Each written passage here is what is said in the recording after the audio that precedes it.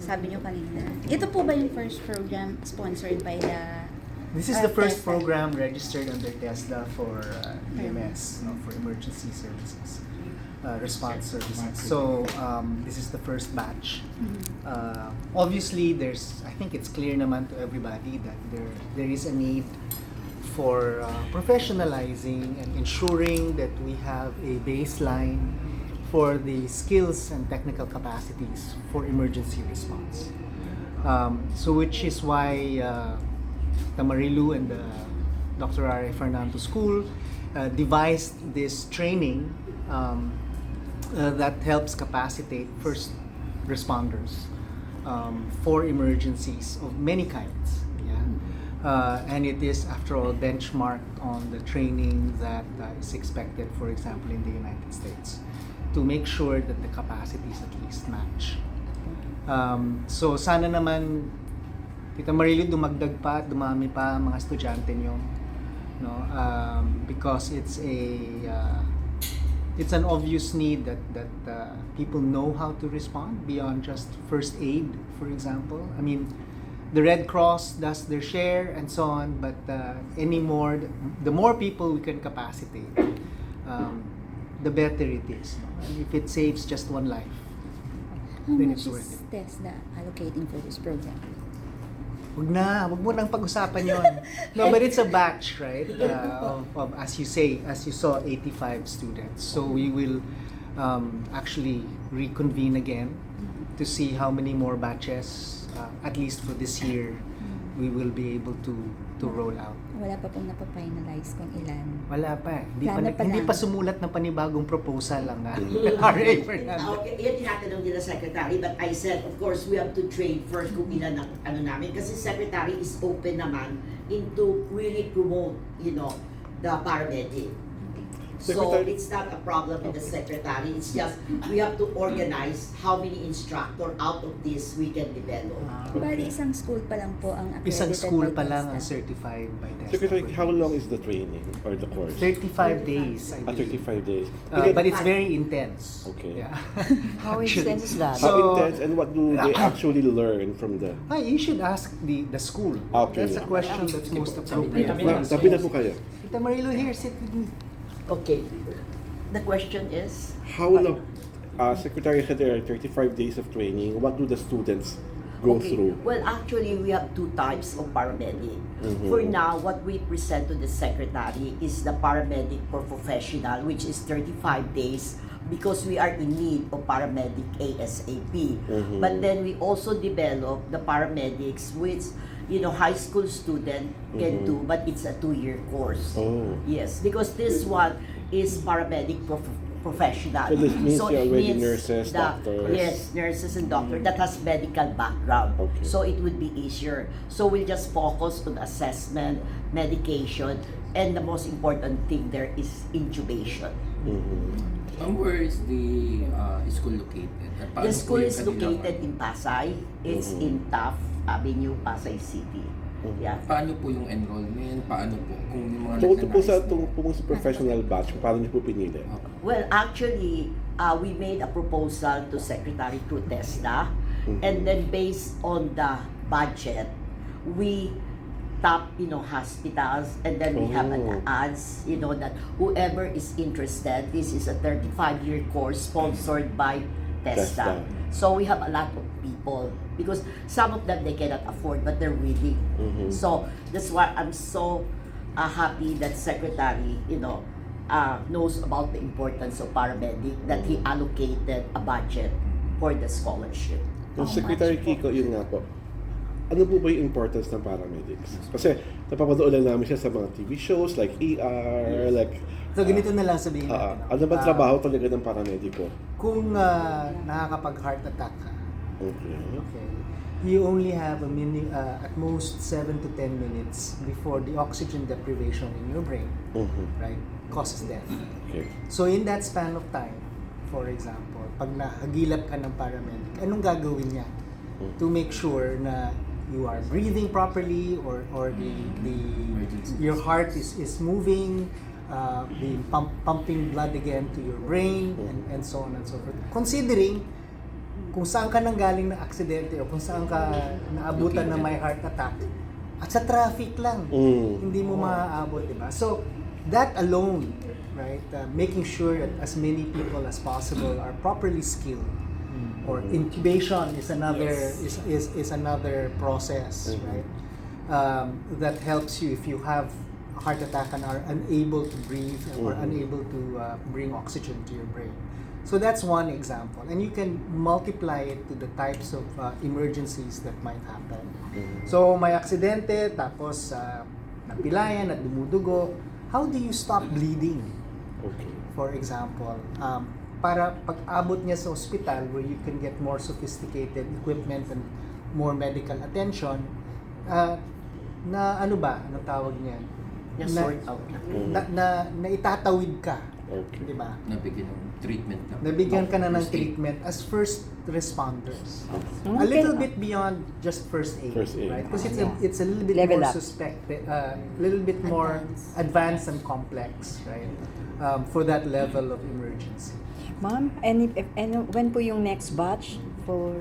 Naghihintay pa. Naghihintay ako na. Kailan po kayo magre-recommend? Oo, ako nga magre-request pala. Kasi ang important pa, isa pa ng important ng paramedic is that in emergency, like everybody call 911, Yes. dadating ang ambulansya.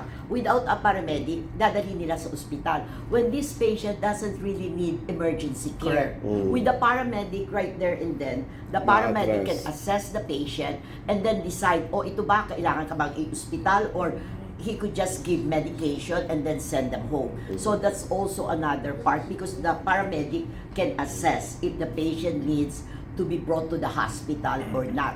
So re-reduce ang ating emergency care sa mga people na parang ipapadala natin sa emergency are only people that really need emergency treatment. Ma'am, sa Ma- batch po ito, ilan po ang babae, ilan ang lalaki? Sa Ilan first ang batch. babae? Ilan ang That's a good lalaki? question. Siguro Even- parang 50-50, no? Yeah, 50% Yes, batch. marami po. And then not only that, this is really, we really have a good response. Kasi ang umattend sa amin all over the Philippines. Oh. Meron from Zamboanga, from From Benguet. different fields. Yes, because No. they were really they want to have paramedic in their own province. May age limit po ba? Ha? May age limit po ba? Wala. Aba, kahit ikaw, kung gusto mong sumali, Kung- basta oh. pwede ka pa Ay, mag-business. Mas marami pa po ba, mas marami po ba ang doctors sa... Nurse? Oh, yung RN. No, nurse, Karamihan, doctors. I think, kanina nakita ko karamihan. Mostly doctors. Mostly Mostly doctors. doctors. Yes, doctors, yeah.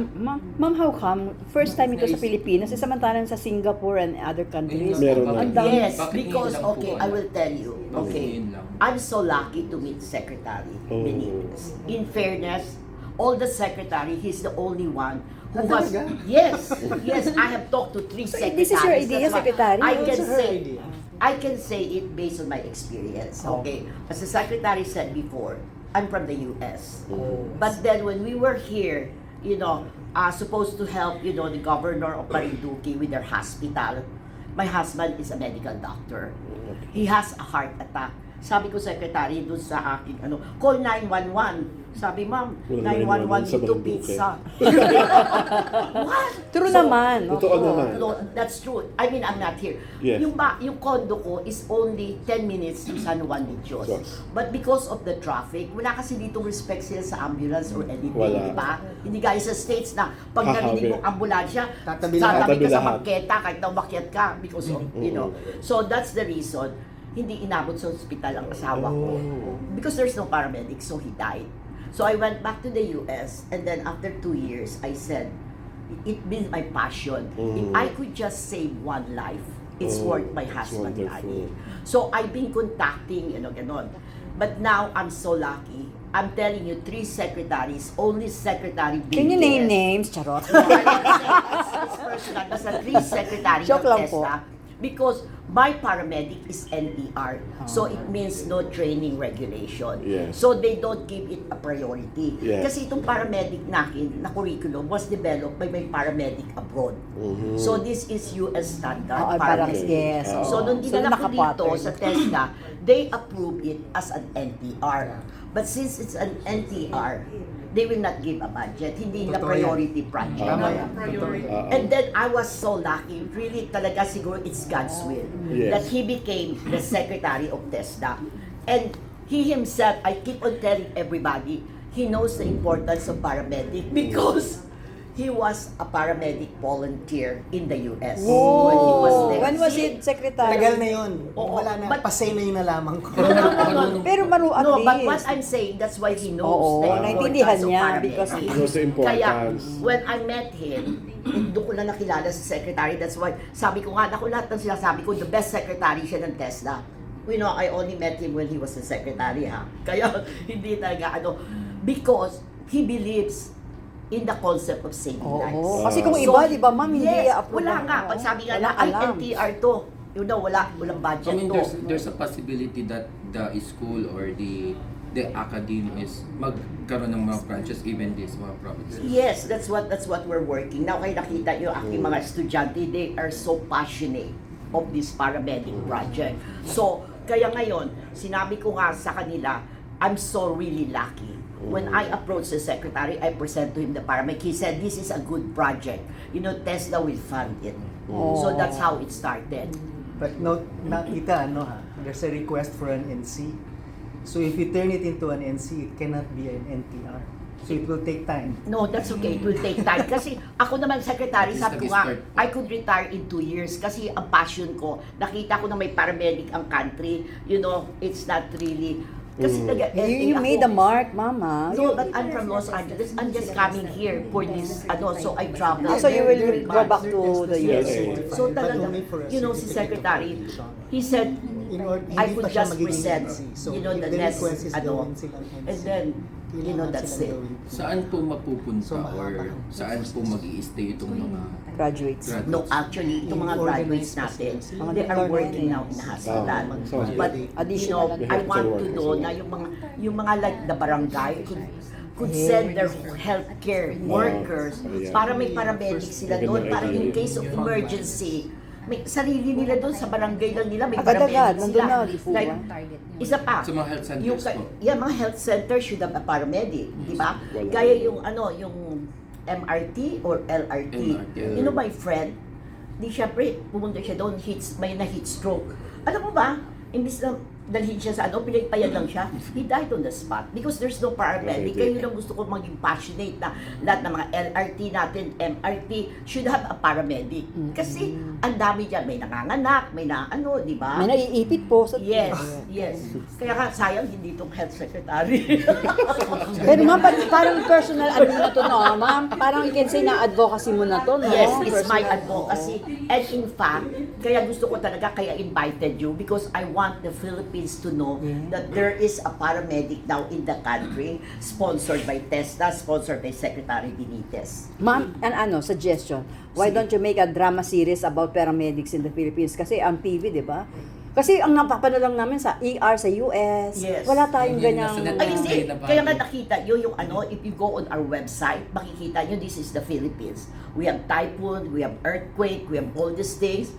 Walang walang paramedic. May sunog. Si Diba? sir, mag-ano siya, po-produce, isusupport, May TV. i-sponsor yung Kaya nga, Sir, paramedics. ano pong plans nyo to promote pa itong parang Actually, there's a major push. This one naman is also true. yes. No, and I don't know if Tita Marie actually knows. There's actually a major push for healthcare workforce development that's coming from the president. Oh, that's good. So, ang buong range ho niyan is obviously things like emergency care all the way to doctors and nurses on the other end. Pero nandyan din ang ating mga pharmacist assistants, nandyan din ang demand for radio technologists and medical technologists, right? Because in fact, the Philippines does so well in terms of training and healthcare that most of our most competent people are not In the here. Philippines. So, ang Nag-abroad. laki talaga ng kulang. Nag-abroad. So, any program like this that helps expand and make our healthcare capabilities more robust. Sa totoo lang, there's a request. From Secretary Herbosa, ma'am ha. So, just so you know. No, because of you. No. No. Kasi malalaman yan na may paramedic. Yeah. Yes. No. But actually, in fairness, supposed to be, di ba DOH dapat ang mag-start, but it's TESDA that started, di ba? No, So, but it's Which is there is a DOH test, the series of conversations Good. already Okay.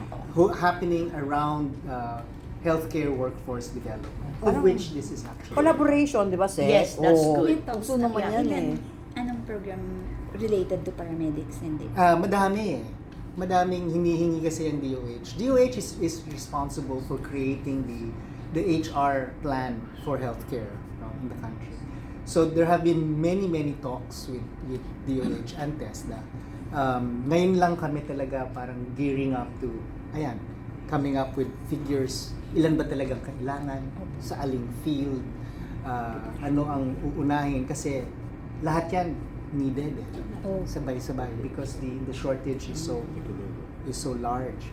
But something like this, which is pioneering, I felt we really needed to make sure at least was happening and funded. Thank you, ma'am. Thank Congratulations, you so sir. much for helping